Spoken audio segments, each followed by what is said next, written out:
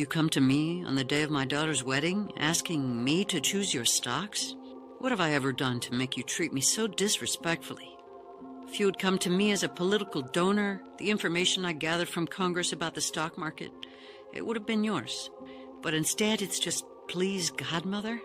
Godmother, I will pledge $50,000 for your campaign. It is the least I can do. That I can work with. With this, I could buy more NVIDIA options. But look, the public cannot find out. You must never tell. An advantage is only an advantage so long as I'm the only one who has it. Now, as a campaign donor, I can do you a favor. Thank you, Godmother. Follow this advice. Thank you. One day I will ask a favor in return. Until then, accept this advice as a gift on my daughter's wedding day.